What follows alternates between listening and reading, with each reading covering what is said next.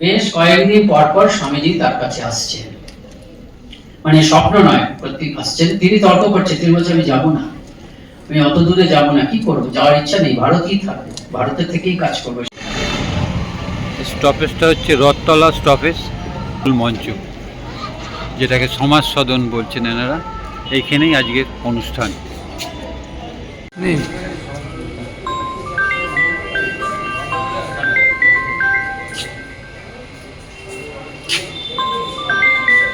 Thank you, thank you.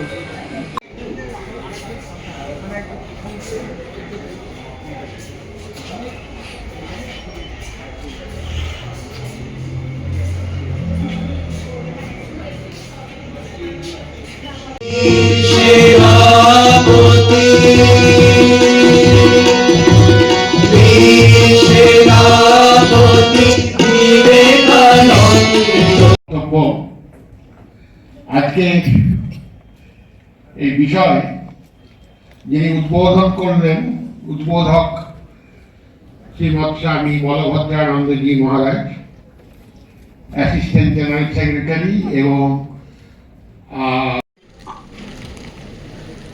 Sri Ramakrishna, Srimat Sarada Devi. নারী এখনো নীরব সংগ্রামে বেঁচে আছে। শিক্ষার সুযোগহীনতা, পারিবারিক চাপ, মানসিক নিপীড়ন ও আত্মসম্মান হারানোর যন্ত্রণা, বিশেষ করে পাশ্চাত্য অনুরাগী সিস্টার নিবেদিতা আছেন, ক্রিস্টিন আছেন, ম্যাকলাউড আছেন, তারা সব একত্রিত হয়ে খুব সম্ভবত স্বামীজি আছেন তখন সর্বনাথকে নিয়ে একটা ছোট বই লেখেন। বইটির নাম হচ্ছে একার্স অফ ডায়মন্ড। কি রয়েছে কাহিনীতে? বলছে পারস্য দেশে আল হাফিজ বলে একজন ভদ্রলোক ছিলেন। তার একটা আদর্শ, আদর্শটা কি? আদর্শ একটা আয়না, সংস্কৃত কথা, আদর্শ আয়না। সে আয়নাতে আমি যাই দেখবো নিজেকে, সে আয়নাতে দেখবো আমি যদি কুৎসিত হই আমার পরিবেশন করি।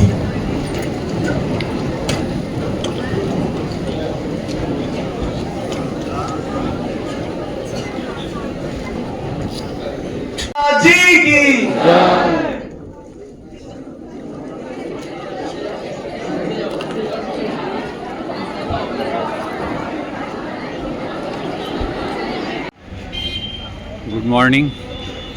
আজকের যে অনুষ্ঠান, সেই অনুষ্ঠানের জায়গায় চলে এসেছি। সেটা হচ্ছে নজরুল মঞ্চ সমাজ সদন।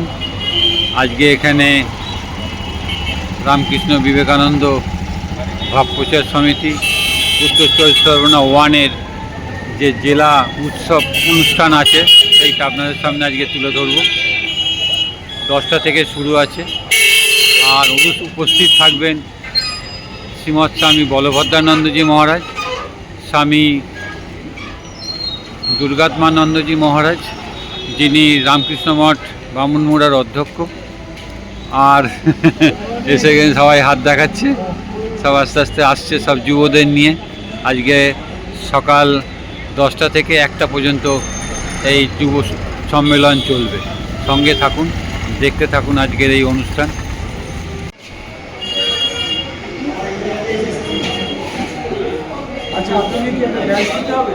না না, দরকার নেই।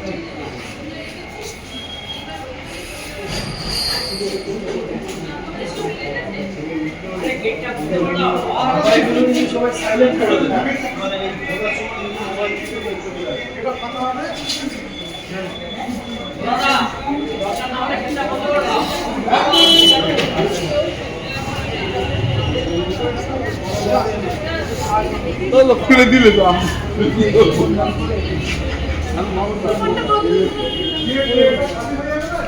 আলাদা করে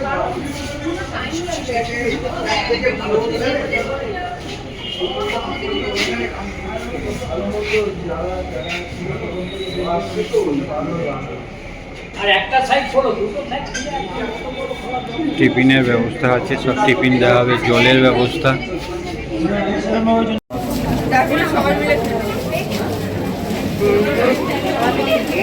তারপরে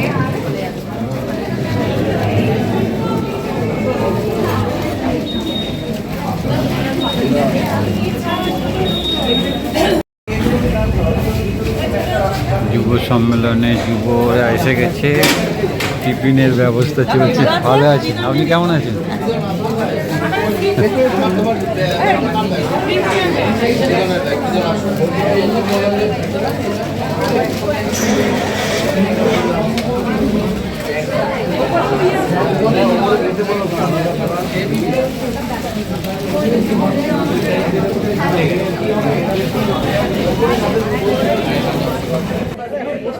চলুন, আস্তে আস্তে সব যুবরা আসছে, যেহেতু আজ যুব সম্মেলন। আর এই হচ্ছে নজরুল মঞ্চ, কামারহাটি বার্ষিক জেলা যুব সম্মেলন, রামকৃষ্ণ বিবেকানন্দ ভাব প্রচার যুব পরিষদ, উত্তর 24 পরগনা 1। আর ব্যবস্থাপনায় আছে রামকৃষ্ণ মঠ, দক্ষিণেশ্বর। চলুন, আর কিছুক্ষণের মধ্যেই অনুষ্ঠান শুরু হবে।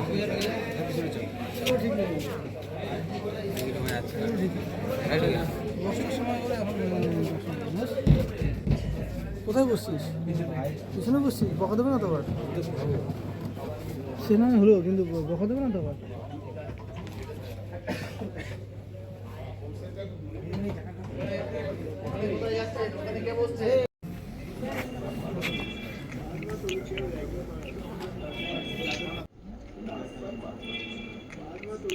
আমাদের মোবাইল ফোনের সুইচটি আমরা অবশ্যই বন্ধ করব। তৃতীয় কথা হচ্ছে, অনুষ্ঠান চলাকালীন আমরা অহেতুক কোনো কথা বলবো না।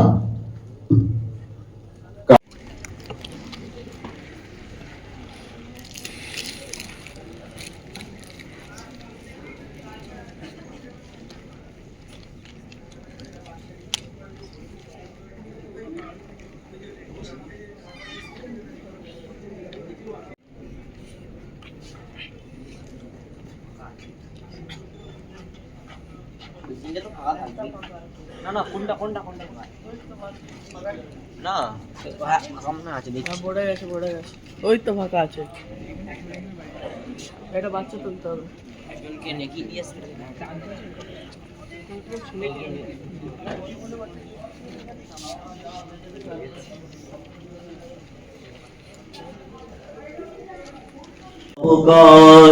ধর্মস্য সর্বধর্মস্বরূপে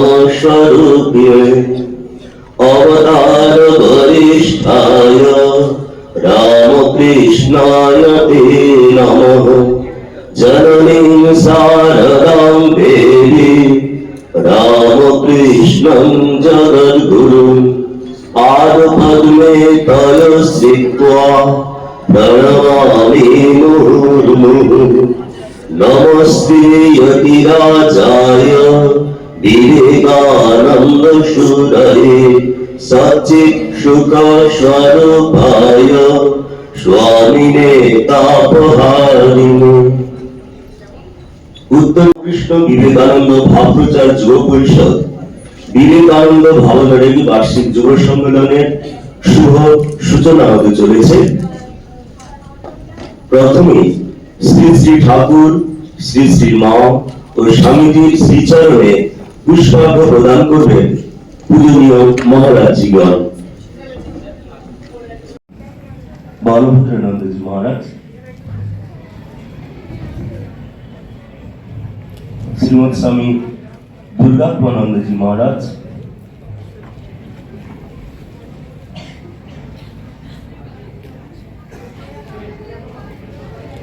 আমরা অত্যন্ত আনন্দিত আজকে আমরা আমাদের মধ্যে পেয়েছি পরম পূজনীয় স্বামী দুর্গাত্মানন্দজি মহারাজ, অধ্যক্ষ রামকৃষ্ণ মঠ বামুনমুড়া এবং উপদেষ্টা উত্তর 24 পরগনা 1 রামকৃষ্ণ বিবেকানন্দ ভাব প্রচার যুব পরিষদের।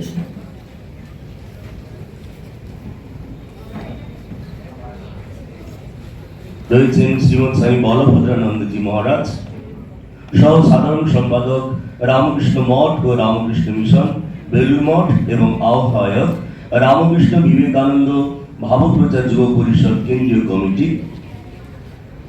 রয়েছেন পূজনীয় শ্রীমৎ স্বামী তত্ত্ব সারানন্দজি মহারাজ, সদস্য রামকৃষ্ণ বিবেকানন্দ ভাবপ্রচার যুব পরিষদ কেন্দ্রীয় কমিটি এবং প্রিন্সিপাল ব্রহ্মচারী প্রশিক্ষণ কেন্দ্র বেলুর মঠ। রয়েছেন পূজনীয় স্বামী কৃষ্ণনাথানন্দজি মহারাজ, সম্পাদক উদ্বোধন পত্রিকা। রয়েছেন শ্রীমৎ স্বামী ঈশ্বরপ্রদানন্দজি মহারাজ, অধ্যক্ষ রামকৃষ্ণ মঠ ও দক্ষিণেশ্বর এবং সভাপতি উত্তর 24 পরগনা 1 রামকৃষ্ণ বিবেকানন্দ ভাবপ্রচার যুব পরিষদ। আজকের এই যুব সম্মেলনটি যারা আয়োজন করেছেন রামকৃষ্ণ মঠ দক্ষিণেশ্বর।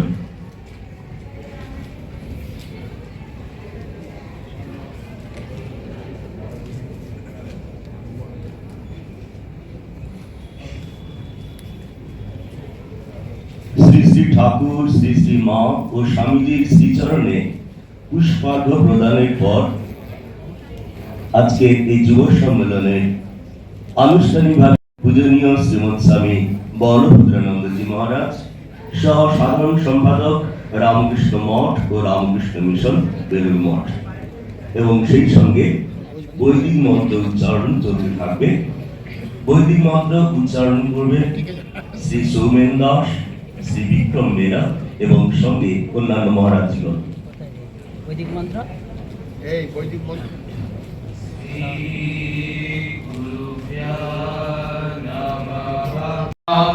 अवतु भक्ताराम। ओम शांति शांति शांति। हरि ओम। भद्रं कर्णेभिः श्रीनुयामदेवः। প্রদীপ প্রজ্বলনের মাধ্যমে এখন সমবেতভাবে উদ্বোধনী সঙ্গীত পরিবেশন করবে আজকের এই যুব সম্মেলনের যুব প্রতিনিধিগণ নিবেদিতা শিশু একাডেমি গোবরডাঙ্গা।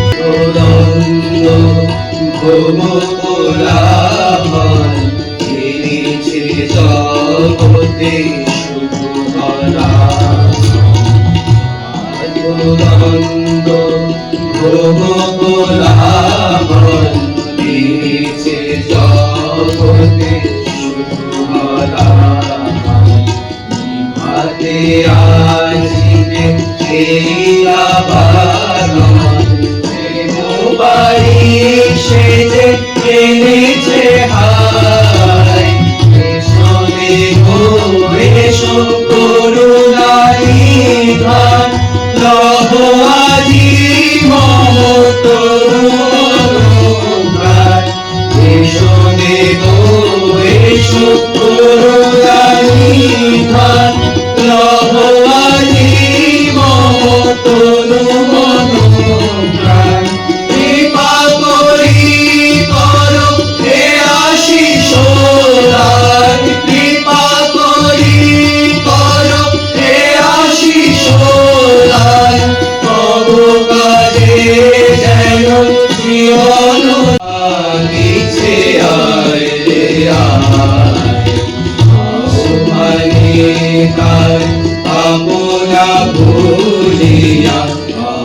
মাঝে তার আপনা ভুলিয়া কত মহারতি ছুটিয়া যায় সেনাপতি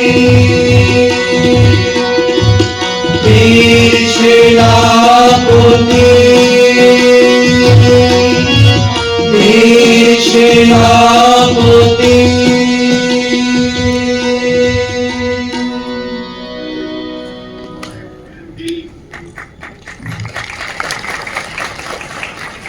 আমরা সকলে সমবেত হয়েছি নিবেদিতা শিশু একাডেমি গোবরডাঙ্গার এই যুব প্রতিনিধিরা যারা উদ্বোধনী সঙ্গীত পরিবেশন করলেন, রামকৃষ্ণ মঠ দক্ষিণেশ্বরের পক্ষ থেকে তাদের অনেক সাধুবাদ জানাই। এখন অতিথি বরণ, যারা বরণীয়, যারা শ্রেষ্ঠ, যারা প্রণম্য, তাদেরকে বরণ করে নেওয়া হবে। রামকৃষ্ণ মঠ দক্ষিণেশ্বরের পক্ষ থেকে পূজনীয় স্বামী ঈশ্বরব্রতানন্দজি মহারাজ তিনি পূজনীয় অতিথিগণকে পুষ্পস্তবক এবং শ্রদ্ধার্ঘ্য প্রদান করবেন এবং ব্যাচ পড়াবে ডক্টর সৌম্যজ্যোতি হাজরা মহাশয়, অধ্যক্ষ রামকৃষ্ণ মঠ বামুনমুড়া, এবং তিনি উপদেষ্টা উত্তর 24/1 রামকৃষ্ণ বিবেকানন্দ ভাবপ্রচার যুব পরিষদ।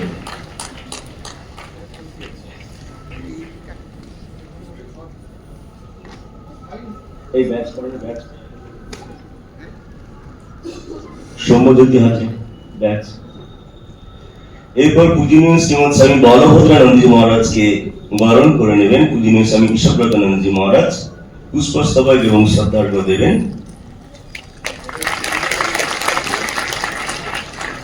স্বামী বলভদ্রানন্দজি মহারাজ সহ সাধারণ সম্পাদক রামকৃষ্ণ মঠ ও রামকৃষ্ণ মিশন বেলুড় মঠ এবং আহ্বায়ক রামকৃষ্ণ বিবেকানন্দ ভাব প্রচার যুব পরিষদ কেন্দ্রীয় কমিটি। এরপর পূজনীয় শ্রীমৎ স্বামী তত্ত্ব সারানন্দজি মহারাজকে বরণ করে নেওয়া হবে। পূজনীয় মহারাজ সদস্য রামকৃষ্ণ বিবেকানন্দ ভাব প্রচার যুব পরিষদ কেন্দ্রীয় কমিটি।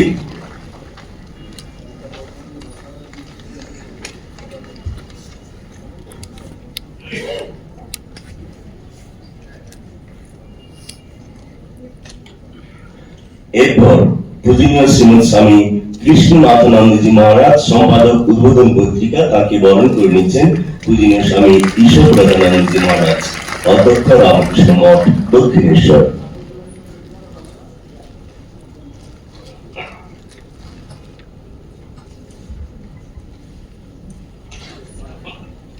একটি মহারাজ যিনি রামকৃষ্ণ বিবেকানন্দ ভাব প্রচার যুব পরিষদের এই জেলার সভাপতি, তাকেও আমরা বরণ করে নেব। আমি পরম পূজনীয় শ্রীমৎ স্বামী আত্মনাথ আনন্দজি মহারাজকে অনুরোধ করছি পূজনীয় মহারাজকে বরণ করে নেওয়ার জন্য।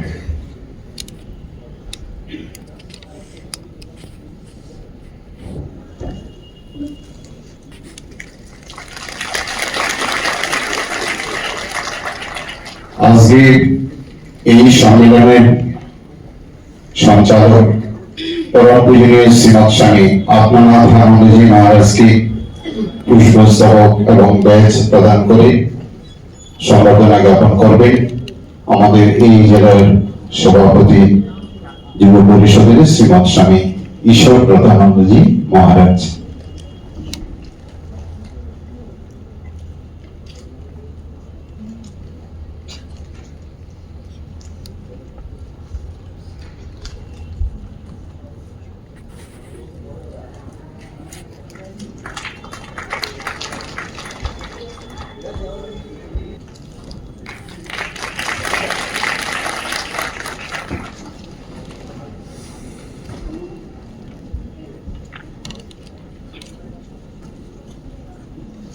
একটি বিশেষ ঘোষণা, শ্রী রামকৃষ্ণ অনুরাগ কুমার ঘোষ মহাশয় হুগলি জেলার সিঙ্গুরে অবস্থিত স্বামী বিবেকানন্দ বিদ্যালয়ের অধিকর্তা এবং দীর্ঘদিন ধরে স্বামীজির চেতনায় শিক্ষার প্রসারে নিরলস প্রচেষ্টারত।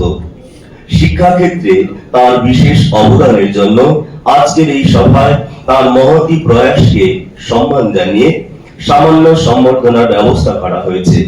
তাই মাননীয় শ্রী মানস কুমার ঘোষ মহাশয়কে মঞ্চে আসার জন্য অনুরোধ করা হচ্ছে। তাকে বিশেষ সম্মানে ভূষিত করবেন পূজনীয় শ্রীমৎ স্বামী ঈশ্বরপ্রদানন্দজি মহারাজ, অধ্যক্ষ রামকৃষ্ণ মঠ, দক্ষিণেশ্বর। অধিকর্তা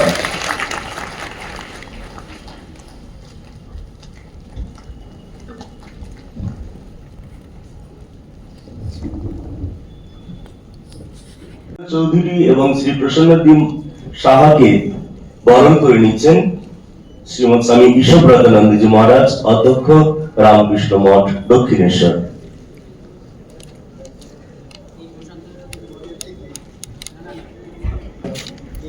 জি, আজকের এই অনুষ্ঠানে প্রধান আয়োজক আমরা বলতে পারি।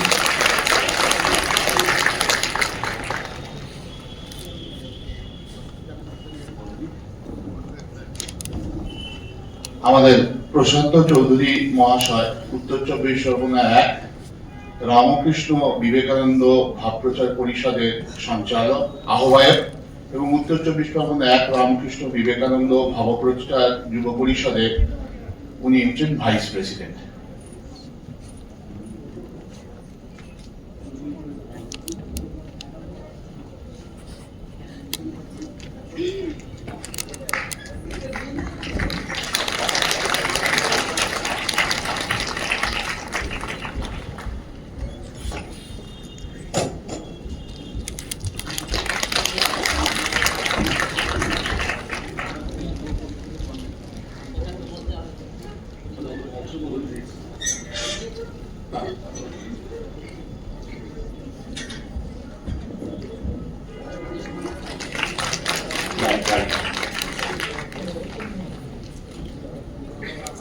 এখন স্বামীজির স্বদেশ মন্ত্র থেকে পাঠ করবে শ্রী প্রসন্নদীপ সাহা, আহ্বায়ক, উত্তর 24 পরগনা 1 রামকৃষ্ণ বিবেকানন্দ ভাবপ্রচার যুব পরিষদ। সমস্ত যুব প্রতিনিধিদের যে কাগজ দেওয়া হয়েছে তার উল্টো দিকে দেখুন, অনুষ্ঠান সূচির উল্টো দিকে রয়েছে স্বদেশ মন্ত্র। আর সকলে আসন ছেড়ে দাঁড়িয়ে পড়ুন। দাঁড়িয়ে আমরা সকলে স্বদেশ মন্ত্র পাঠ করব। আছে তো, শোনা যাচ্ছে তো, বলবে তো প্রসঙ্গটি শুরু করো। স্বদেশ মন্ত্র। স্বামী বিবেকানন্দ।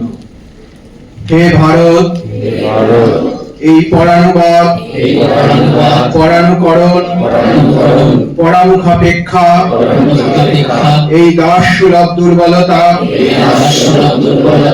এই ঘৃণিত জঘন্য নিষ্ঠুরতা, এই মাত্র সম্বলে তুমি উচ্চাধিকার লাভ করিবে। এই লজ্জাকর কাপুরুষতা সহায়ে তুমি বীর ভোক্তা স্বাধীনতা লাভ করিবে। হে ভারত, ভুলিও না তোমার নারী জাতির আদর্শ। সীতা, সাবিত্রী, দময়ন্তী, ভুলিও না তোমার উপাস্য উমানাথ, সর্বত্যাগী শঙ্কর। ভুলিও না তোমার বিবাহ, তোমার ধন, তোমার জীবন ইন্দ্রিয় সুখে, নিজের ব্যক্তিগত সুখের জন্য নহে। ভুলিও না তুমি জন্ম হইতে মায়ের জন্য বলি প্রদত্ত। ভুলিও না তোমার সমাজ সে বিরাট মহামায়ার ছায়া মাত্র। ভুলিও না নিজ জাতি, মূর্খ, দরিদ্র, অজ্ঞ, মুচি, মেথর তোমার রক্ত, তোমার ভাই। হে বীর, সাহস অবলম্বন করো, সদর্পে বলো আমি ভারতবাসী। ভারতবাসী আমার ভাই। বলো মূর্খ ভারতবাসী, দরিদ্র ভারতবাসী, ব্রাহ্মণ ভারতবাসী, ব্রাহ্মণ ভারতবাসী, চণ্ডাল ভারতবাসী, চণ্ডাল ভারতবাসী, আমার ভাই, আমার ভাই, তুমিও তুমিও কোটিমাত্র বাস্তাবৃত হইয়া তুমি অন্তঃস্থ হইয়া সদর্পে ডাকিয়া বলো, সদর্পে ডাকিয়া বলো, ভারতবাসী আমার ভাই, ভারতবাসী আমার ভাই, ভারতবাসী আমার প্রাণ, ভারতবাসী আমার প্রাণ, ভারতের দেবদেবী আমার ঈশ্বর, ভারতের দেবদেবী আমার ঈশ্বর, ভারতের সমাজ ভারতের সমাজ আমার শিশুসজ্জা, আমার শিশুসজ্জা, আমার যৌবনের উপবন, আমার যৌবনের উপবন, আমার বার্ধক্যের বারাণসী। আমার বার্ধক্যের বারাণসী। বলো ভাই, বলো ভাই, ভারতের মৃত্তিকা ভারতের মৃত্তিকা আমার স্বর্গ, আমার স্বর্গ, ভারতের কল্যাণ ভারতের কল্যাণ আমার কল্যাণ। আমার কল্যাণ। আর বলো দিনরাত, আর বলো দিনরাত, হে গৌরীনাথ, হে গৌরীনাথ, হে জগদম্বে, হে জগদম্বে, আমায় মনুষ্যত্ব দাও। আমায় মনুষ্যত্ব দাও। মা, মা, আমার দুর্বলতা আমার দুর্বলতা, কাপুরুষতা কাপুরুষতা দূর করো, দূর করো, আমায় মানুষ করো। আমায় মানুষ করো। নমস্কার। সক্রিয়ভাবে অংশগ্রহণ করার পালা।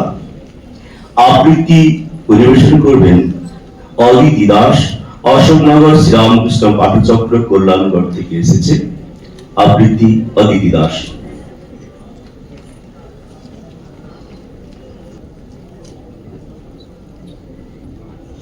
ओम नमः श्री यतिराजाय विवेकानंद सूरय स्वच्चित सुखो स्वरूपाय स्वामिने तापहारिणे। ঠাকুর শ্রীমা স্বামীজি শ্রী চরণে আমার আপনি প্রণাম। মঞ্চে উপবিষ্ট পূজনীয় মহারাজ বৃন্দ এবং সকল গুরুজনকে আমার প্রণাম। আমার নিবেদনে যুগনায়ক স্বামী বিবেকানন্দ রচিত কবিতা সখার প্রতি। আধারে আলোক অনুভব, দুঃখে সুখ, রোগে স্বাস্থ্য ভান, প্রাণ সাক্ষী শিশুর ক্রন্দন, হেথা সুখ ইচ্ছমতিমান।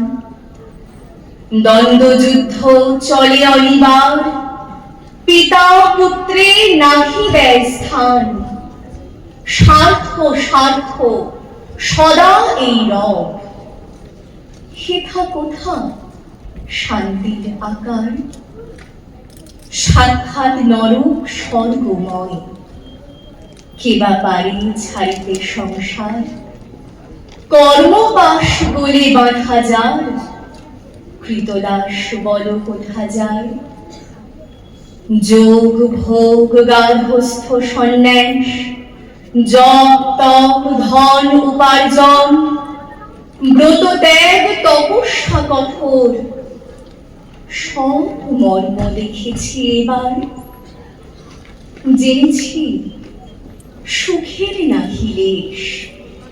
শরীর ধারণ বিড়ম্বন, যত উচ্চ তোমার হৃদয়, তত দুঃখ জানিহ নিশ্চয়। হৃদিবান নিঃস্বার্থ প্রেমিক, এই জগতে নাহি তব স্থান। লৌহপিণ্ড শখে যে আঘাত, মর্মর মূরতি তা কি সয়। হও জলপ্রায় অতি নীচ, মুখে মধু অন্তরে গরল। সত্যহীন স্বার্থপরায়ণ, তবে পাবে সংসারে স্থান। বিদ্যা হেতু করি প্রাণপণ, অর্ধেক করেছি আয়ু ক্ষয়। প্রেম হেতু উন্মাদের মতো, প্রাণহীন ধরেছি ছায়ায়। ধর্মতরে করি কত মত, গঙ্গাতে শ্মশান আলয়। নদীতীর পর্বত গহ্বর, ভিক্ষাসনে কত কাল যায়। অসহায় ছিন্নবাস ধরে, দাঁড়ে দাঁড়ে উদর পূরণ। ভগ্ন দেহ তপস্যার ভারে, কি ধন করিনু উপার্জন। শোনো বলি মরণের কথা। জেনেছি জীবনের সত্য সার, তরঙ্গ আকুল ভবঘোর এক তরি করে।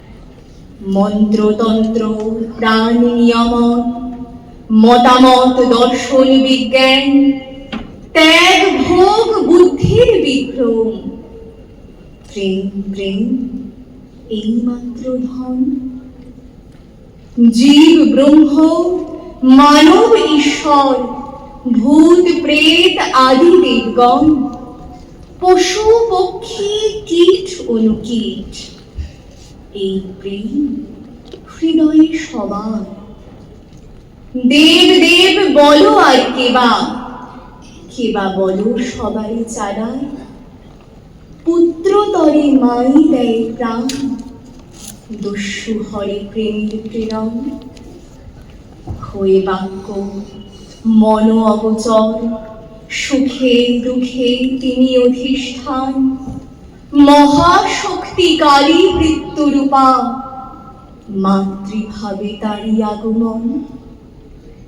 রোগ শোক দারিদ্র যাতনা, ধর্মা ধর্ম শুভা শুভ ফল, সব ভাবে তারই উপাসনা। জীবে বলো কেবা কি বা করে, ভ্রান্ত সে চায়, দুঃখ চায় উন্মাদ সেজন। মৃত্যু মঙ্গে সেও যে পাগল, অমৃতত্ব বৃথা কি দূর। যত দূর যাও বুদ্ধি রথে করি আরোহণ, এই সেই সংসার জলধি, দুঃখ সুখ করে আবর্তন। পক্ষহীন শোনো বিহঙ্গম, এ যে নহে পথ পালাবার। বারংবার পাইছ আঘাত, কেন করো বৃথায় উদ্যম। ছাড়ো বিদ্যা জপ যজ্ঞ বল, স্বার্থহীন প্রেম যে সম্বল। দেখো শিক্ষা দেয় পতঙ্গম, অগ্নি শিখা করিয়া লিঙ্গম। রূপমুগ্ধ অন্ধ কীটাধম, প্রেমমত্ত তোমার হৃদয়। হে প্রেমিক স্বার্থ মলিনতা, অগ্নিকুণ্ডে কর বিসর্জন। ভিক্ষুকের কবে বল সুখ, কৃপা পাত্র হয়ে কি বা ফল। দাও আর ফিরে নাকি চাও, থাকে যদি হৃদয়ে সম্বল। অনন্তের তুমি অধিকারী, প্রেম সিন্ধু হৃদে বিদ্যমান। দাও দাও জীবা ফিরে চায়, তার সিন্ধু বিন্দু হয়ে যায়। ব্রহ্ম হতে কীট পরমাণু, সর্বভূতে সেই প্রেমময়। মন প্রাণ শরীর অর্পণ করো সখে, এ সবার পায়। বহুরূপে সম্মুখে তোমার, ছাড়ি কোথা খুঁজেছ ঈশ্বর। জীবে প্রেম করে যেই জন, সেই জন সেবিছে ঈশ্বর। জয় স্বামীজি।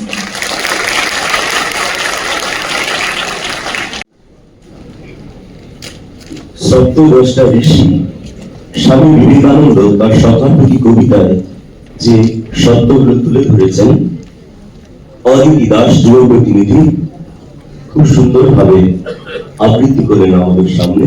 তাকে অনেক সাধুবাদ এবং শুভেচ্ছা জানাই। তিনি এসেছেন অশোকনগর শ্রীরামকৃষ্ণ পাঠচক্র কল্যাণগড় থেকে।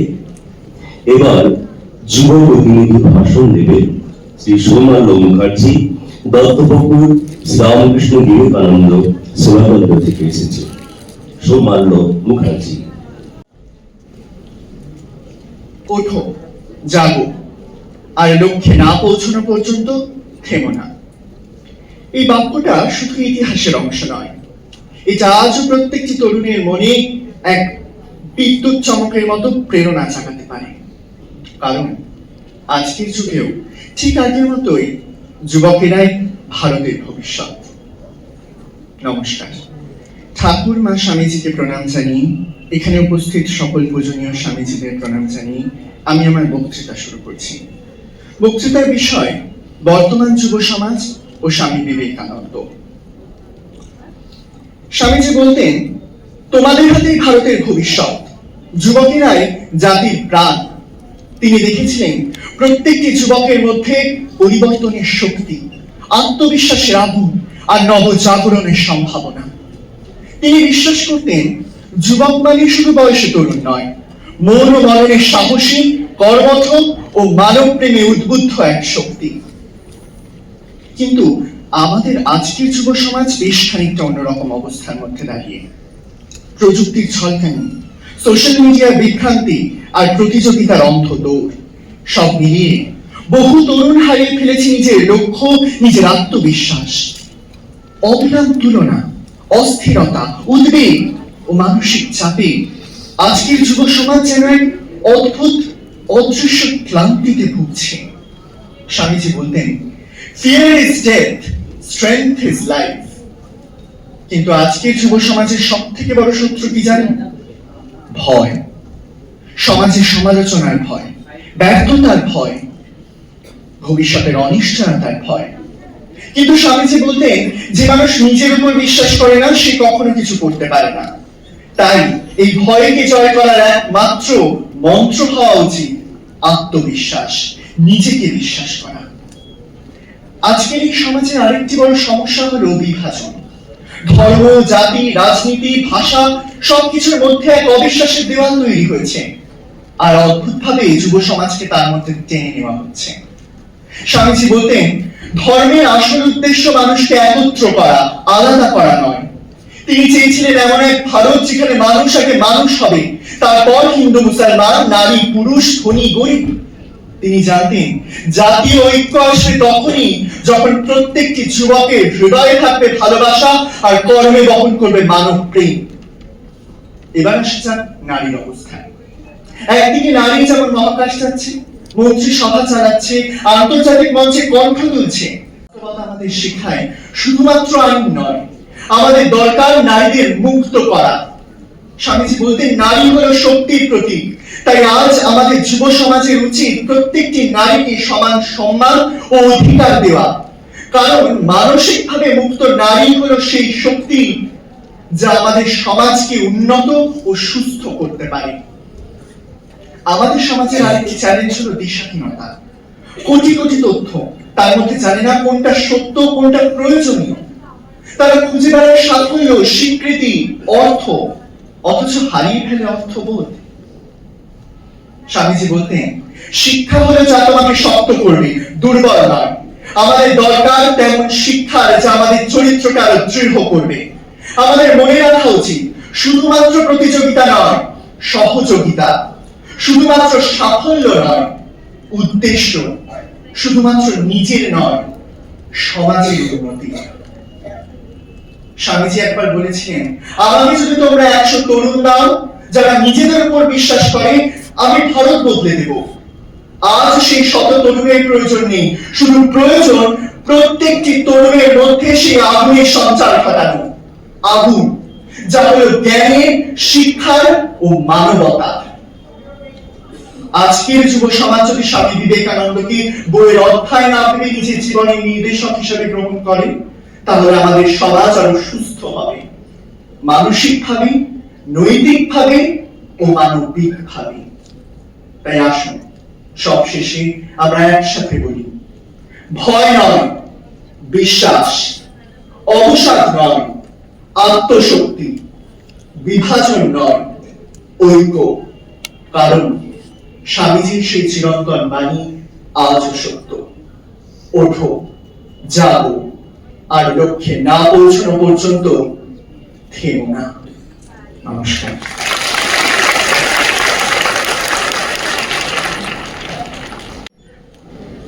যুব প্রতিনিধি শ্রী সৌমান্য মুখার্জিকে অনেক সাধুবাদ এবং ধন্যবাদ জানাই। এবার যুব প্রতিনিধি ভাষণ দেবে উদিতা বসু, অশোকনগর শ্রীরামকৃষ্ণ সংঘ থেকে এসেছে। ओम नमो श्री ज्योतिराजाय विवेकानंद सूरय सच्चिद सुख स्वरूपाय स्वामिनी तापहारिणी। মঞ্চে উপস্থিত পূজনীয় মহারাজ এবং উপস্থিত সকল গুরুজনকে জানাই আমার সশ্রদ্ধ প্রণাম। বর্তমান যুব সমাজ এবং স্বামী বিবেকানন্দ এই বিষয়ে আলোচনা শুরু করতে আমি প্রথমে স্বামীজির সেই চির পরিচিত কণ্ঠস্বর যাতে আছে সেই তেজ, সেই অগ্নি, সেই বীর্য, সেই অমোঘ আত্মবিশ্বাস সেখান থেকে উদ্ধৃতি দিতে চাই। স্বামীজি তার জলদ গম্ভীর বজ্র নির্ঘোষে বলছেন, বিশ্বাস বিশ্বাস, সহানুভূতি, অগ্নিময় বিশ্বাস, তুচ্ছ জীবন, তুচ্ছ মরণ, তুচ্ছ ক্ষুধা, তুচ্ছ শীত, অগ্রসর হও, পশ্চাতে জানিও না। আজকের দিনে আমরা ভারত তথা সমগ্র জগতের ইতিহাসে এক সংকটকালে বাস করছি। হতাশা ও নৈরাশ্যের সুর ধ্বনিত হচ্ছে দিকে দিকে। যুব সমাজের যে ভ্রান্তি, যে অস্থিরতা, জীবনের প্রতি যে পলায়ন, যদি আমরা স্বামীজির শিক্ষায় শিক্ষিত হতে পারি। তাই যুব সমাজের জন্য যুবক সন্ন্যাসী স্বামী বিবেকানন্দের কি আদর্শ, তার কি শিক্ষা, কি পরামর্শ, সেটার আলোচনা আজ খুবই সময় উপযোগী। তারুণ্যের প্রতিমূর্তি, তার অগ্নিময় বাণীর অধিকাংশই ছিল যুব সমাজের প্রতি। তিনি এদেশের যুবককে জাগ্রত করবার জন্য একদল উৎসর্গিত প্রাণ যুবককে আহ্বান জানিয়েছিলেন। হাত, মাথা এবং হৃদয়ের সুমঞ্জস বিকাশ একান্তভাবে দরকার। তিনি একদল তেজস্বী এবং বলশালী যুবক চাইতেন, যাদের মাংসপেশি হবে লোহার মতো শক্ত এবং স্নায়ু হবে ইস্পাতের মতো মজবুত। তিনি বলছেন, জীবনের পরম সত্য এই শক্তিই জীবন, দুর্বলতাই মৃত্যু। শক্তি সুখ ও আনন্দ, শক্তি অনন্ত অবিনশ্বর জীবন, দুর্বলতাই অবিরাম দুঃখ এবং উদ্বেগের কারণ। তাই আজ যুব সমাজের দরকার দুটি জিনিসের: স্বামীজির ভারত চিন্তায় চিন্তিত হওয়া এবং সেই সঙ্গে আশেপাশের মানুষের প্রতি সহানুভূতিশীল এবং তাদের জন্য কিছু করবার প্রেরণা। তাই স্বামীজি সবসময় চাইতেন লেভেলিং আপ, লেভেলিং ডাউন নয়, নিজে মানুষ হওয়া এবং অপরকেও মানুষ হতে সাহায্য করা। তিনি বলছেন, all expansion is life, all contraction is death। আমরা যদি সবকিছু নিজের জন্যই করি তবে তা হবে মৃত্যুবরণের স্বামী। আমাদের বাড়িতে যে পরিচারিকাটি কাজ করেন, তার সন্তানটিকে নিজের ফাঁকা সময়ে লেখাপড়ার ব্যাপারে সাহায্য করা, কিংবা যে এলাকায় আমরা থাকি সেখানকার দরিদ্র মানুষগুলির অবস্থা বা সমস্যা বুঝিয়ে নিজের সীমিত শক্তি দিয়ে তাদের একটু সেবা করা, এ ধরনের বোধ থেকেই জাগে দেশপ্রেম এবং মানব প্রেম।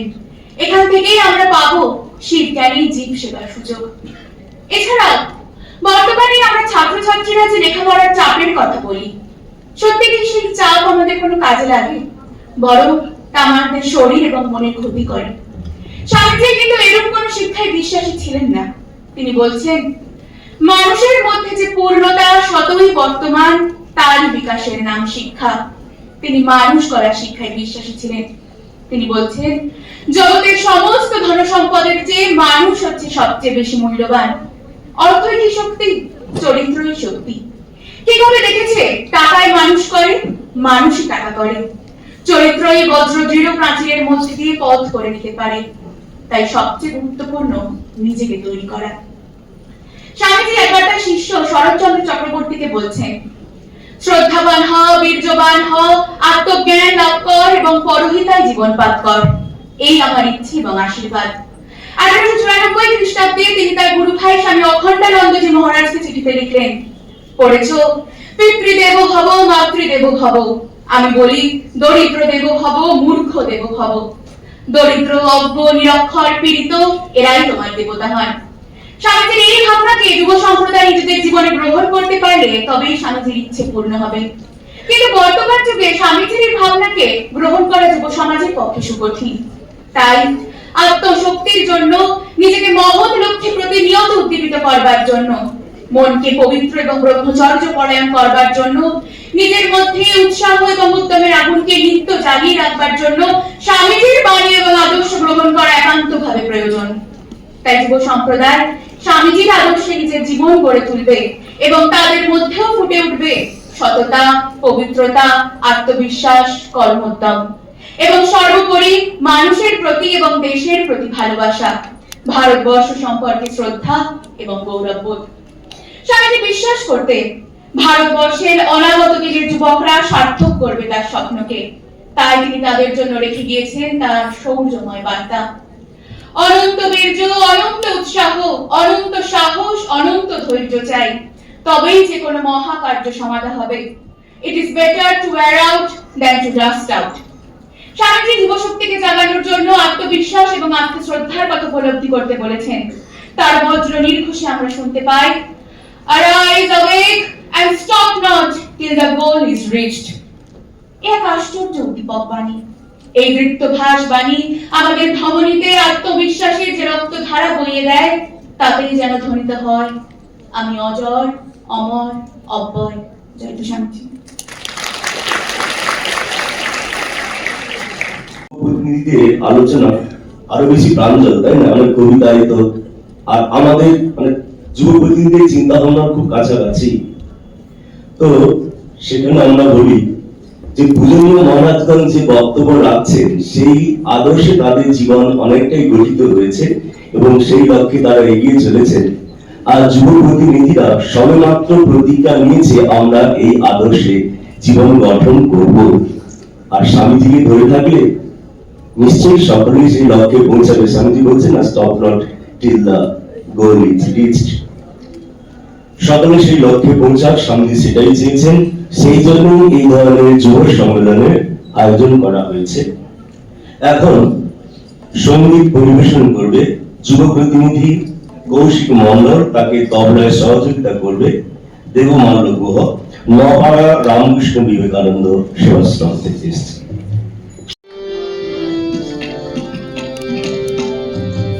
বলো ঠাকুর,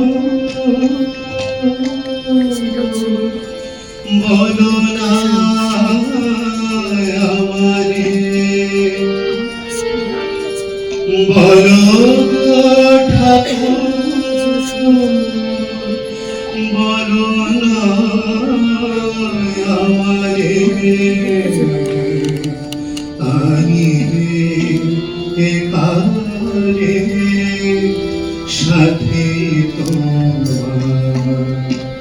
ব্রহ্ম তেজ দীপ্ত আনন্দ পুরুষ শির কে কুমার আমি রে কারে সাথে তোমার বলো ঠাকুর, বলো না আমারে, আমি রে কারে সাথে তোমার ব্রহ্ম তেজ দীপ্ত আনন্দ পুরুষ সিংহ কে কুমার আমি রে কারে সাথে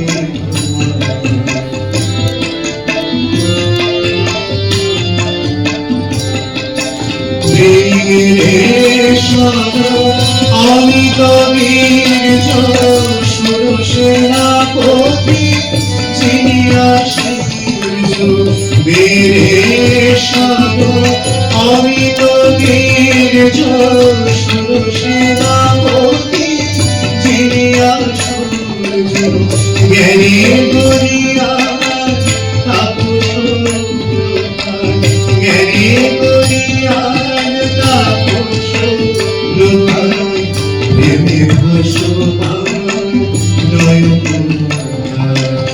জ্ঞানী করিয়ান তাপস প্রেমে ভাসমান নয়ন বলো ঠাকুর, বলো না আমারে, আমি রে কারে সাথে তেজ দীপ্ত আনন্দ পুরুষ সিংহ কে কুমার আমি রে কারে সাথে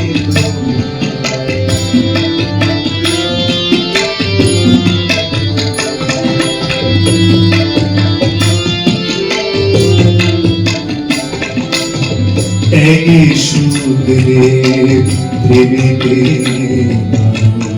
বুদ্ধির মতরি যায়, একই সুখে প্রেমিকের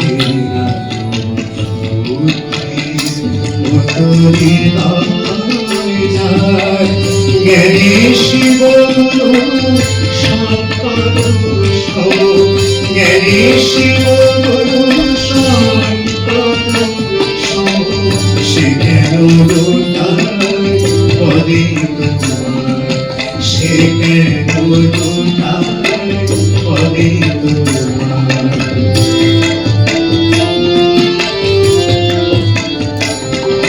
ওমকারে যার আপনি ঘুমার সে কেন মাগিছে তোমার ওমকারে যার আপনি ঘুমার সে কেন মাগিছে তোমার তোমার আশিস করিয়া তোমার আশিস করিয়া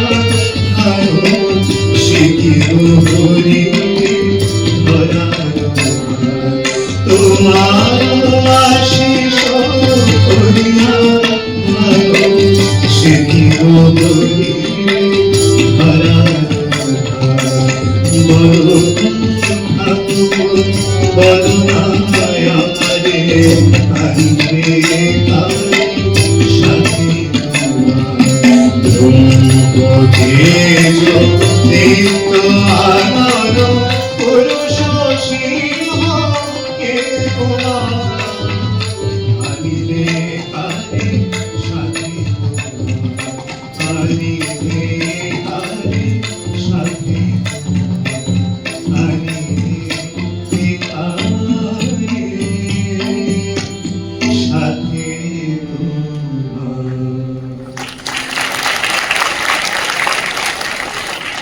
অস্মিত সেন, আমি পূজনীয় দুর্গাত্মানন্দজি মহারাজকে বলছি ওনার হাতে একটা উত্তরীয় তুলে দিতে।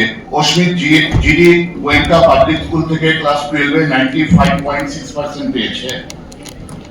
অল ইন্ডিয়া জয়েন্টে 98.3%, ওয়েস্ট বেঙ্গল জয়েন্টে 561। ও এখন ইনস্ট্রুমেন্টেশন এন্ড ইলেকট্রনিক্স হচ্ছে যাদবপুর ইউনিভার্সিটি। ওর জন্য একটু করতালি দাও।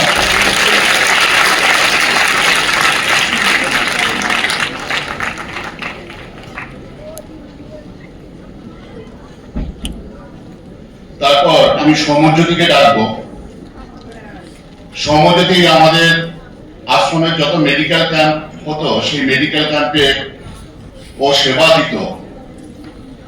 সমজ্যোতি আরজি কর থেকে এমবিবিএস কমপ্লিট করে এবার INI-CET থেকে 281 র্যাঙ্ক করেছে। All India Institute of Medical Science ভুবনেশ্বরে ও এখন এমডি অর্থোপেডিক্স নিয়ে পড়ছে।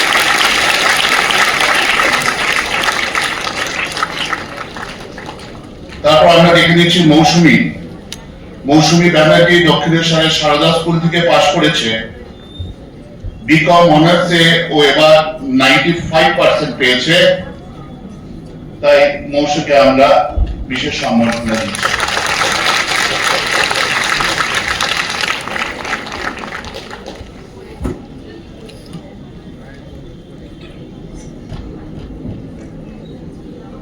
পূজনীয় দত্ত সারানন্দজি মহারাজ একটু আগে আহ্বান জানালেন যাতে আমরা নিকটবর্তী কোনো আশ্রমের সঙ্গে সেবামূলক কাজে যোগদান করি।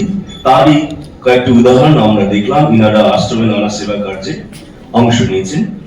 সর্বশেষ ভাষণ হয়ে গেল পূজনীয় মহারাজজি কৃষ্ণনাথনন্দজি মহারাজ শুধু তাত্ত্বিক আলোচনাই করবেন না, আমরা কিভাবে সেটাকে দৈনন্দিন জীবনে প্র্যাকটিস করব 5টি পয়েন্টসও আমাদের ধরিয়ে দিলেন যে এইভাবেই আমরা আমাদের জীবনকে তৈরি করতে পারি। এখন প্রশ্নোত্তর পর্ব হবে। আজকে কোনো হালকা আলোচনার কোনো ব্যবস্থা নেই, সবই অত্যন্ত হেভি মিল বলা যায়। লাইট ফুডের কোনো ব্যবস্থা নেই। লাইট ফুড একটা ছোট ঘটনা বলি। আমি রামকৃষ্ণ মিশন ক্যালকাটা স্টুডেন্টস ওয়েলফেয়ারে থাকি। তা একটা ছাত্রের ওজন বাড়ছে, ডাক্তার বললেন এই তুমি লাইট ফুড নেবে। ওখানে রাতে আর 9টায় আর 10টায় ঘন্টা পড়ে, 9টায় ঘন্টা পড়ছে, দেখা গেল স্ট্রিট লাইট আছে একটা বড়, তার কাছে গিয়ে ওই ছেলেটা হা করে উপর দিকে তাকিয়ে আছে আর কিচেনে ঢুকছে না। কি আবার তুই কমতে যাবি না, সবাই বলছে খেতে যাবি না, আমরা লাইট ফুড খেতে বলেছে, তাই উপরের দিকে তাকিয়ে আছি। তো আজকে এখানে কোনো লাইট ফুডের ব্যবস্থা নেই, সবই হেভি মিল, সেগুলো প্রায় সমাপ্ত। এখন প্রশ্ন তো বড়, উপরে একটি মাইক্রোফোন দেওয়া হয়েছে পারলেস, নিচেও একটি আছে, যাদের প্রশ্ন আছে হাত তুলবেন একে একে, আমাদের ভলেন্টিয়াররা তাদের কাছে মাইক্রোফোন দেবে আর পূজনীয় মহারাজগণ সেই প্রশ্নের উত্তর দেবেন।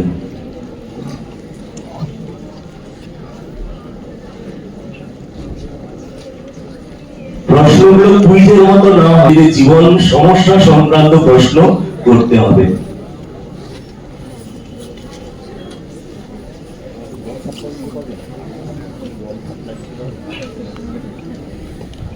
যাদের প্রশ্ন আছে হাত তুলবেন আর তার কাছে কর্ডলেস মাইক্রোফোন না না দেবো, জল দেবো। মহারাজ, আমার নাম ঈশান বিশ্বাস, আমার প্রণাম নেবেন।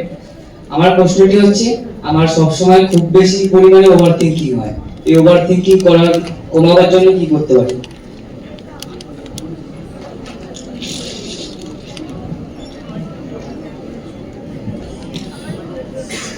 তুমি যখন বুঝতেই পারছো যে ওভার থেকে এটা অনেকের থাকে, বিশেষ করে যাদের একটু খুব পড়াশোনা, তোমার কি খুব পড়াশোনার অভ্যাস আছে?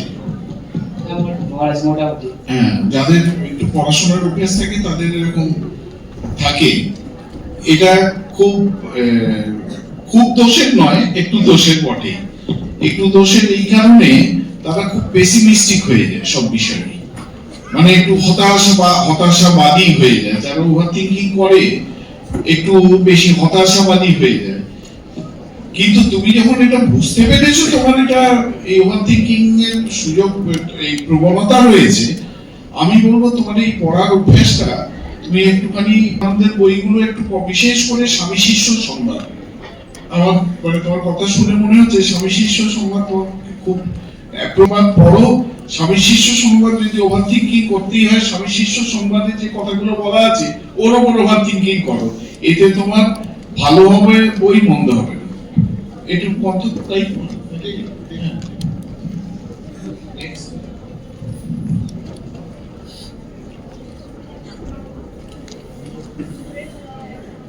স্বামী শিষ্য সংবাদের রচয়িতা হচ্ছেন শরৎচন্দ্র চক্রবর্তী।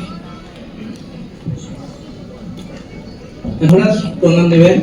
আমি অর্পিত মন্ডল, ইতিনা রামকৃষ্ণ বিবেকানন্দ আশ্রমে থেকে এসেছি। বিষয়ের একাগ্র করব কিভাবে? যেমন আমি বিষয়, আমার মন, আমার বিষয় একাগ্র থাকা উচিত, কিন্তু সেটি হচ্ছে না। সেখানে মনোসংযম এবং একাগ্রতা কি করে আনবো?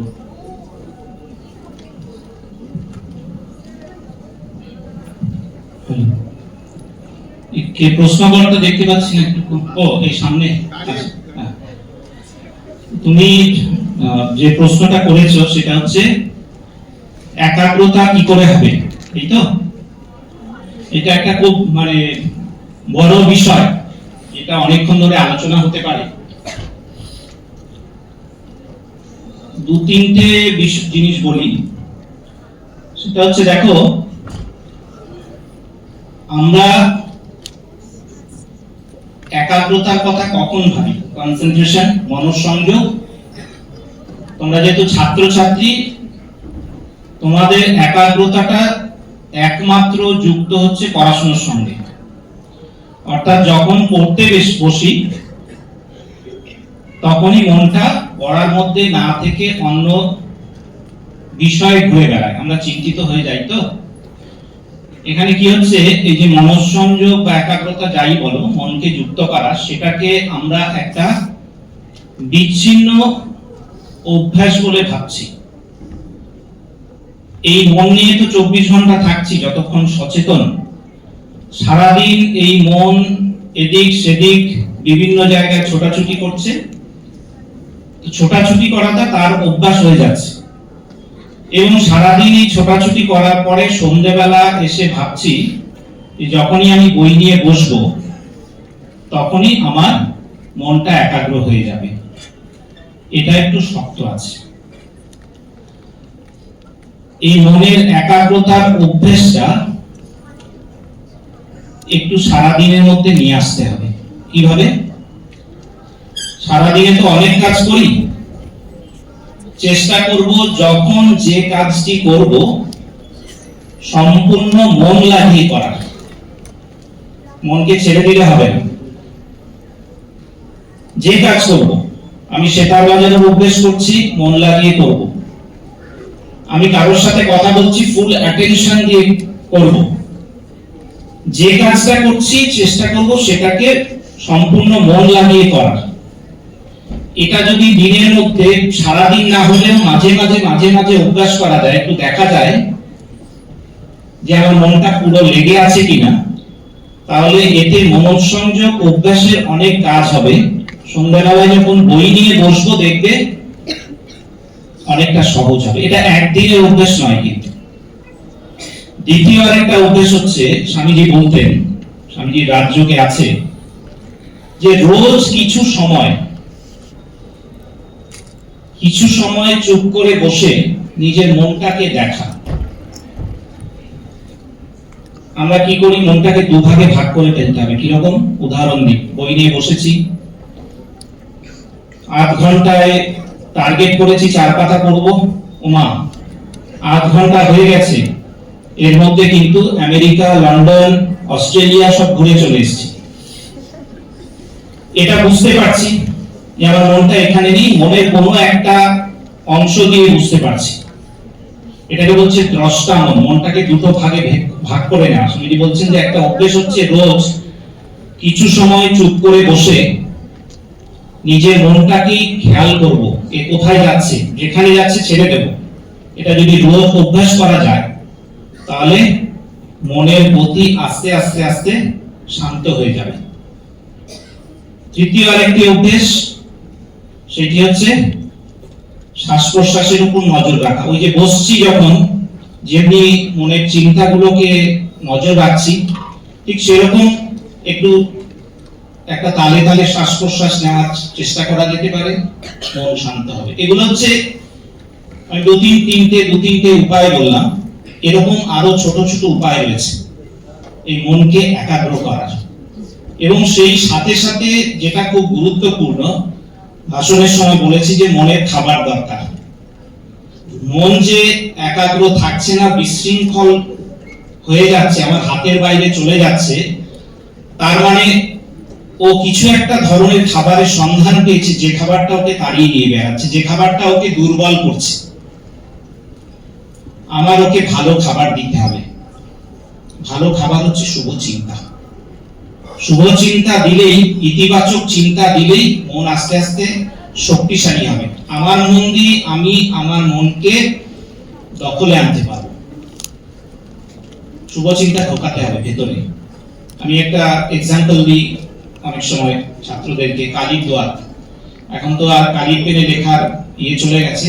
যদি কালির দোয়াত, আমাদের মনের মধ্যে অনেক অশুভ চিন্তা রয়েছে যেগুলো আমাদেরকে অস্থির করে দেয়। তো এই একটা কালির দোয়াতের মতো। কালির দোয়াত যদি খুলে দিই জলের ট্যাপের নিচে, আস্তে আস্তে কালি বেরোতে থাকবে। প্রথম মনে হবে আরে তো কালি বেরোচ্ছে, কিছুক্ষণ পর দেখা যাবে যে এই কালোর ভাগটা আস্তে আস্তে কমে যাচ্ছে, আস্তে আস্তে স্বচ্ছ হতে হতে একসময় পুরোটাই স্বচ্ছ হয়ে গেছে। ঠিক শুভ চিন্তা দেওয়া মানে এরকম, ওটা অটোমেটিক ঢুকতে থাকবে, ওইরকম কাজ করবে, মনকে শক্তিশালী করবে। আমি আমার মতো করে তখন মনকে চালনা করতে পারবো। তো এই নিয়ে আরো আলোচনা হয়, আমি সংক্ষেপে কয়েকটা বললাম। মূল যেটা বলতে চাইছি যে একাগ্রতাকে জীবনের ওই পড়াশোনার সময়তে দরকার, অন্য সময় দরকার নেই, এভাবে যেন না ভাবে, বিচ্ছিন্ন নয়। এটা প্রতিটি মুহূর্তে অ্যালার্টনেস দরকার। একটা বইয়ের নাম বলবো, খুব গুরুত্বপূর্ণ এই প্র্যাকটিস, ওখানে বলা আছে মিরাকলস অফ মাইন্ডফুলনেস। একজন বুদ্ধিস্ট সন্ন্যাসী ছিলেন থিক নাথ হান, তিনি এই অ্যাওয়ারনেস, এই প্র্যাকটিস নিয়ে খুব সুন্দর আলোচনা করেছেন। এটা পড়ে দেখতে পারেন।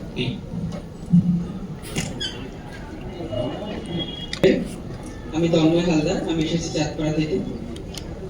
আমার একটি ছোট প্রশ্ন। বর্তমান যুব সমাজ ঐক্যবদ্ধ নয়। আজকের যুব সমাজ এবং কিছু বছর আগের যুব সমাজ সম্পূর্ণ আলাদা। এই আগের যে যুব সমাজ ছিল, সেই যুব সমাজের সঙ্গে আমাদের বর্তমান যে যুব সমাজ তার অনেকটাই মিল নেই।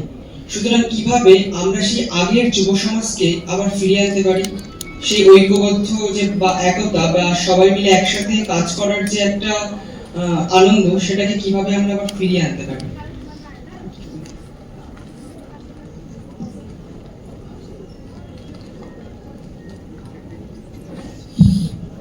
আচ্ছা, তোমার ভাবনাটা আমরা বুঝতে পারছি।